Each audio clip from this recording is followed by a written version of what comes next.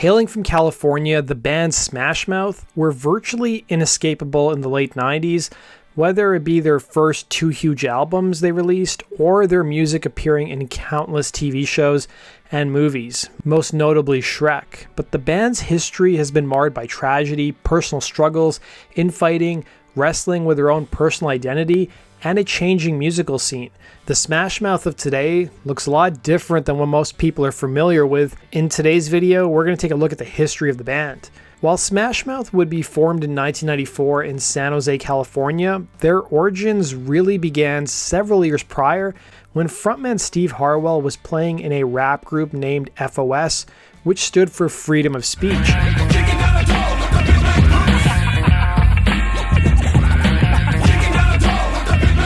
Harwell would have a middle-class upbringing with his dad being a UPS delivery driver, but from a young age he wanted to be an entertainer. Freedom of Speech would be managed by a guy named Robert Hayes, and Harwell would tell Stereogum, you know, we were just really into Chuck D and that shit at the time. I had just one song that I recorded with this guy in the studio one day, and that's how I met my manager. We ended up getting some love at a local radio station, Hot 97.7, with that one song, and we worked that into a recording contract with Scotti Brothers Records, and at the time they had Weird Al and Survivor. And they also had a production company that owned the rights to Baywatch. That's how they made all their money. The song that I just played you guys was that big single he was referring to, which would be called Big Black Boots. But Harwell quickly saw the dark side of the music business. He would recall to Stereogum how the business dealings of the label were pretty shady. He recalled going to the offices one day and seeing the A&R man being thrown down a flight of stairs and then being loaded into a car. When Harwell looked at the Scotti brothers after witnessing this incident, they would respond by saying, "Eyes over here." His time as a rapper would be short-lived though, as Snoop Dogg changed the scene in 1993, and Harwell soon had a change of heart after going to a radio convention and seeing MC Hammer perform, telling his manager, and I quote, "I'm tired of all this hip-hop. I want to start an alternative rock band." It just so happened that Hayes managed another group named Lackadaddy, which was a hip-hop punk band that had dissolved. The group was made up of guitarist Greg Camp and bassist Paul Delisle, who made a pact with each other to still be musically involved with one another despite their band dissolving. Hayes made an introduction between his clients, with Delisle and Camp being impressed with Harwell's first attempt at rapping, resulting in a minor hit. So they soon joined forces, adding drummer Kevin Coleman, and thus Smash Mouth was born. The band would take its name from NFL coach Mike Ditka, who coined the term to describe violent football. Originally, the band's name was one word until they finally changed it to two words. The first few years, though, of Smash Mouth rarely saw the band play their hometown of San Jose, focusing more on Los Angeles because that's where the major labels were. Harwell from a young age was a hustler and tried to make connections, something he was pretty good at. He'd be working the phones and connected with one promoter who he hit it off with so much that this promoter got the band gigs opening for the likes of groups like Goldfinger and other acts who were blowing up at the time. The funny part is Harwell never met the promoter until years later. But like so many bands, Smash Mouth's early years were pretty rough. Harwell would tell Vice, "I was living in an apartment with my drummer, eating Taco Bell, and running extension cords over the roof to steal power off my neighbor's house. Because we couldn't pay our bills. Stealing marijuana plants to pay our bills and pay for studio time."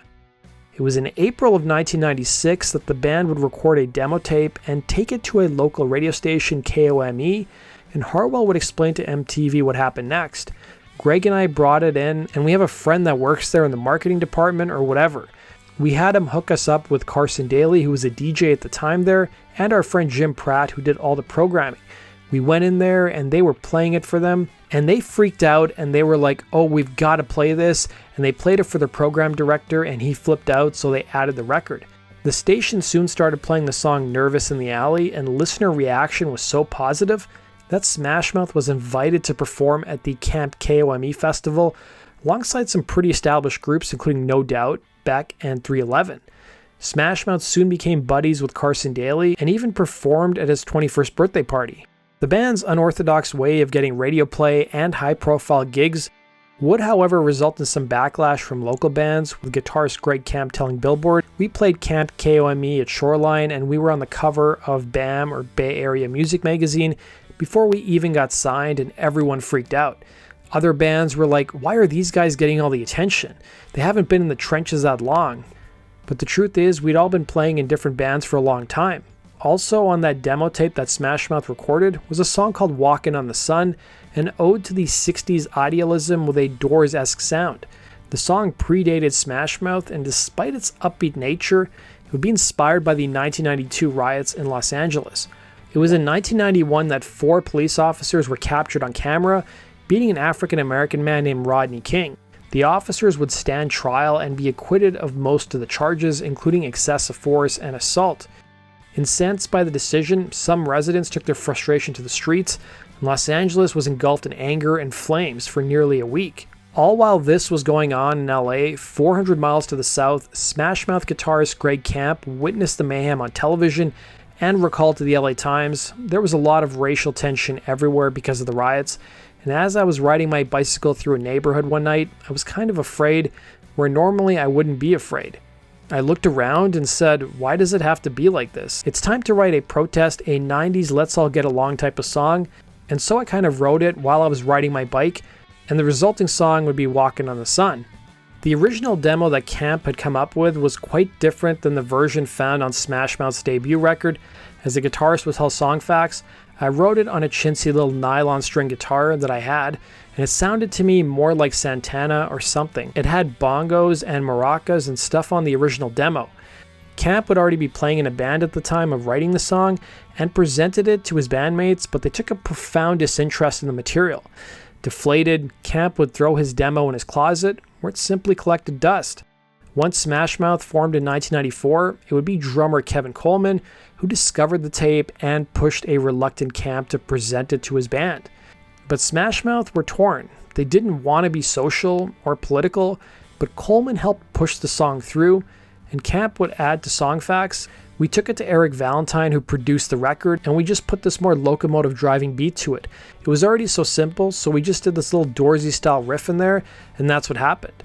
The song would be the last track added to their debut record, Fushu Mang, and it would be a game changer. It would also be a standout track from the rest of the album, which was more heavily ska punk and dealt with more lighter subjects like partying and girlfriends. Carson Daly would again give the band's career a much-needed boost, recalling to MTV News, "They had a song called Walkin' on the Sun. I got a job at radio station K-Rock in LA, and I basically took the band with me. I started playing the song, and great things happened for a great band." It was immediately after K-Rock added the song that Interscope Records tracked down Smash Mouth to the very hotel they were staying at. The band would remark that they were amazed that Interscope found them, since they didn't really tell anybody where they were staying at the time. Smash Mouth soon signed a 2-album deal with Interscope, and Harwell would tell Vice that upon getting a record deal, the first thing he bought was a BMW. What's funny is that Smash Mouth were already on Interscope's radar prior to getting airplay on K-Rock. Lynn Chambers, who was Interscope's director of alternative promotions, had seen the band play at a house party, but couldn't get anybody at the label's A&R department to pay attention at the time. By the time the band signed with Interscope, their debut record, Fushu Mang, had already been recorded. And since K-Rock picked up Walkin' on the Sun, the label rushed released the single nationally within 2 weeks, and then released their debut record 2 weeks after that. And honestly, you couldn't have picked a better single because all of this was happening during the summer of 1997, making Walkin' on the Sun the perfect song of the season. Smash Mouth was also given 100% creative control over the album cover, which featured Camp's '64 Ford Falcon going to a gig in space. Radio took a strong liking to Walkin' on the Sun, with it landing on the adult top 40 charts and alternative airplay charts. Even here in Canada, you couldn't escape the song because it also appeared on the Big Shiny Tunes compilation, which was something that the record labels put out every year featuring that year's top songs. Interscope would release the track The Fawns and the band's cover of the war track Why Can't We Be Friends as the second and third single, but they would be less impactful. However, I distinctly remember hearing Why Can't We Be Friends being prominently featured in the Matt Stone and Trey Parker film Basketball. Let me know in the comments section if you guys ever watched the film. Why Can't We Be Friends would also be featured in the Kevin Bacon film Wild Things. The album's second and third single were a little too different from Walkin' on the Sun, and the band was now in a tough spot. Producer Eric Valentine would admit to Rolling Stone, they had this dubious distinction of having a very, very successful record, but it was one of the most returned albums because the very visible single Walkin' on the Sun was so different than the rest of the record. Despite this, Smash Mouth's debut record would sell 2 million copies, going double platinum, but there was a lot of naysayers already calling the band one-hit wonders, thinking they would never repeat their success or write another hit song. As part of the tour for the album, the band scored a huge spot opening for U2, and they would also open for Sugar Ray and Third Eye Blind. It was in late 1998 Smash Mouth would hand in their second record to their label, but there was a problem. The head of their label, Tom Wally, didn't hear a hit. He sent the band away and told them to write a few more songs with the aim of them being radio friendly. The band was in a do-or-die situation, and they didn't want to be known as one-hit wonders, but at the same time, guitarist Greg Camp, who was the principal songwriter in the group, was conflicted. Having come from a punk background, he didn't really like being told what to write by the label, and Camp also wasn't the type of person to write with his bandmates. His writing style was more of him being locked away in a room and coming out with fleshed out ideas, so there was always this pressure on him to deliver while he was in the band. Camp would, however, do something he never did.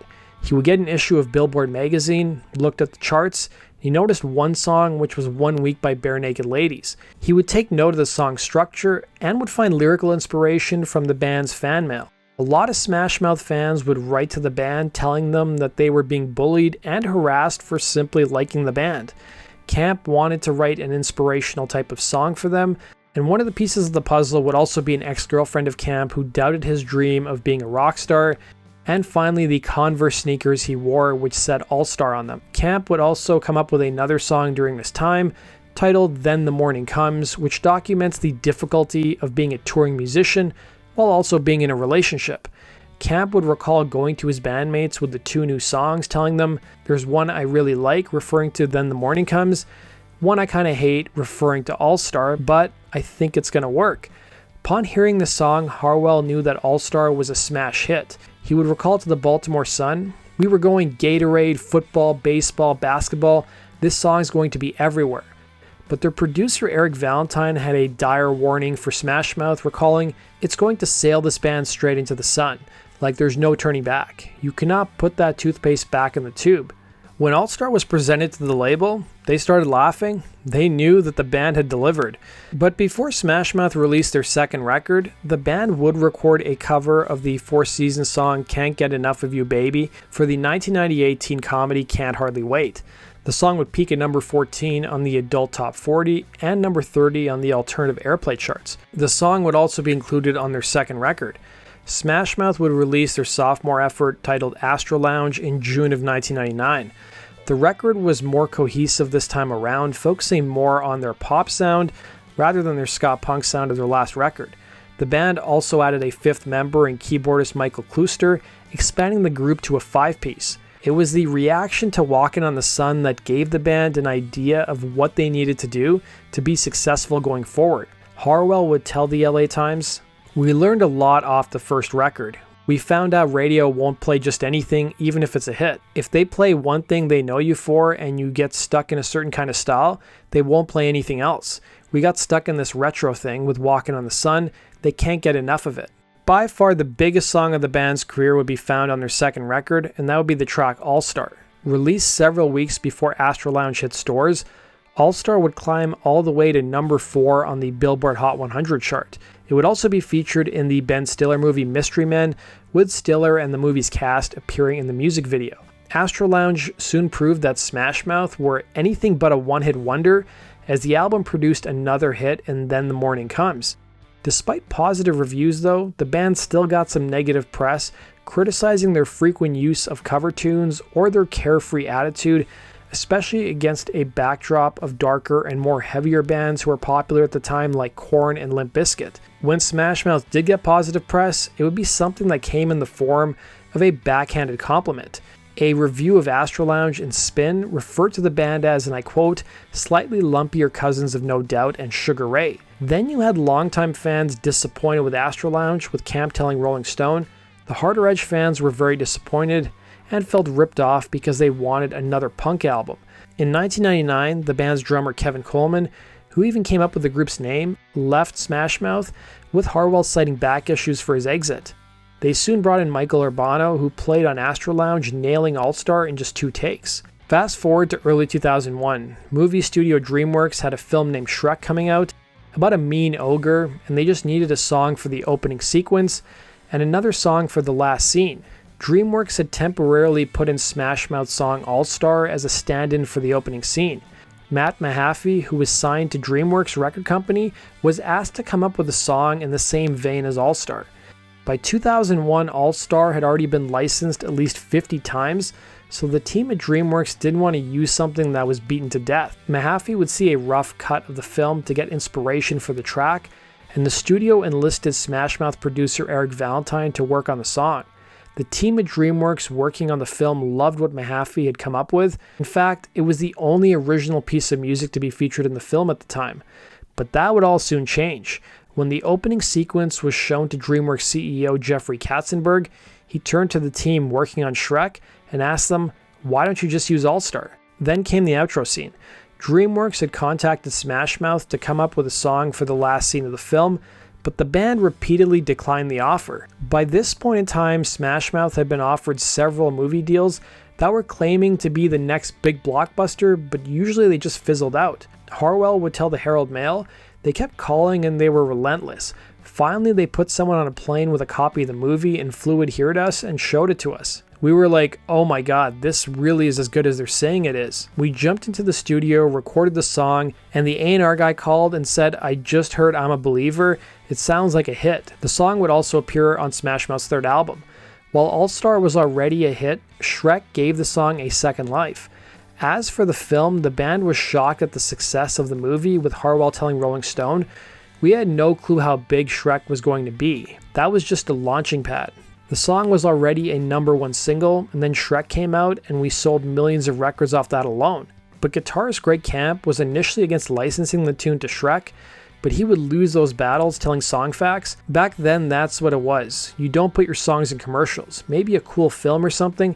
Even Shrek, I was kind of like, well, this is going to put us into this sort of Disney zone, and we're going to have to stay there, and we're going to have to be writing for children and families now. Smash Mouth soon became inescapable as their songs were widely used in commercials, appearing in Gatorade ads, ads for Nissan, Pizza Hut, and Pepsi to name a few, and the band themselves would also appear in some of these ads, like this one for Progressive Insurance for a Super Bowl commercial. You're maybe wondering, how much does a band make for licensing a single song? Well, Smash Mouth's manager claimed that when he licensed the tune Then the Morning Comes to Nissan, they paid the band $1.5 million.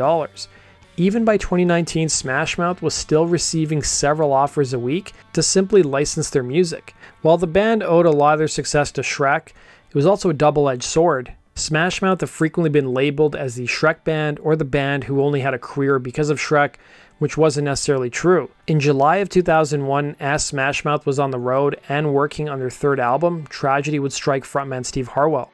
The frontman would receive an emergency call telling him his 6-month-old son had to be rushed to the hospital, and he would die due to cancer. The band would issue a statement announcing the cancellation of their tour dates and the postponement of their third album. It was in September of 2001, 3 months after his son's death, Harwell spoke to the Morning Call newspaper, revealing, and I quote, "We thought he was teething. We had no idea he was so sick. It all happened so quickly. I got a call in Minneapolis that he had leukemia. Within a day and a half, he was gone." Harwell would understandably take some time off, but it was pretty short-lived by his own admission. He would add to the Morning Call, "I sat around at home and talked with my girlfriend, and I decided that I needed to do something positive. So I set up the Presley Kaw Research Foundation for Leukemia. I love kids. When I see parents with healthy children, I just thank God they have healthy, happy children." But it was also time to go back and join the band. Rather than writing music dealing with grief and loss, Smash Mouth would come out with what Harwell described as, and I quote, "a total feel-good record" for their third album. The record would be released in November of 2001, and the band held a contest with their fans, asking them to name their third album. Surprisingly enough, the fans voted for it to be self-titled. But it appeared that the band's popularity had peaked with Shrek, and the publicity from the film only went so far. Their third album would underperform, selling about 500,000 copies. The group's follow-up 2003's Get the Picture fared even worse, and the band was soon dropped by Interscope until they were signed by Universal. Smash Mouth would release a greatest hits album in 2005 and a Christmas record, but it was evident that the band's career had already peaked. It was the same year the band were planning on releasing their next album, which would harken back to their original sound found on their debut record, but it would face several delays. Then Harwell would appear on the program The Surreal Life, further delaying the record. The band and the label was hoping that the publicity from the show would help their forthcoming album, Summer Girl, which it didn't. Smash Mouth soon faded into obscurity and underwent numerous lineup changes, with drummer Michael Urbano and guitarist Greg Camp leaving the group in 2006 and 2008. Urbano would tell Rolling Stone, "Things were spinning out of control. I think that there were just differences of opinion about what we should do and what direction we should take." Camp, meanwhile, would tell Songfacts that he really wanted to get into producing and writing with other people, and there was a lot of other bands that were coming up that he really wanted to mentor. He would also further elaborate that Harwell was starting to get into other types of music and even contemplated a career in acting. But then something strange happened. In 2009, the internet revived the band's popularity. It was in that year YouTubers started cutting their own parodies and versions of All Star, further reviving the song. It's pretty common now for the members of Smash Mouth to be asked what their favorite version of All Star is.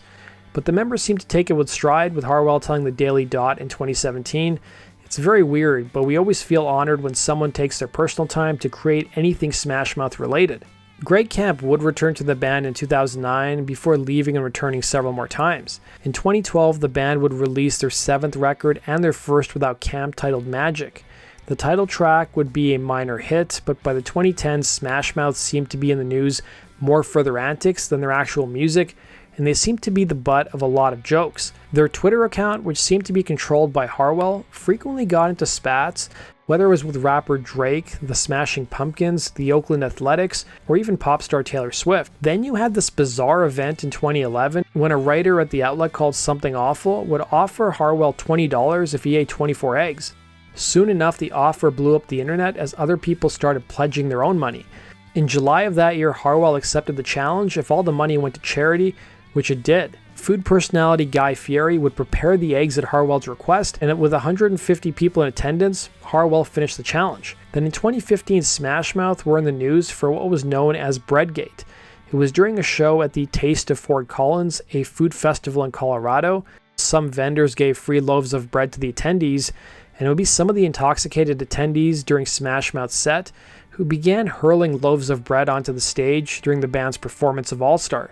It resulted in Harwell becoming incensed, threatening to attack members of the audience, and he would have to be held back by the venue's security before leaving the stage. Harwell would end up issuing an apology for the incident.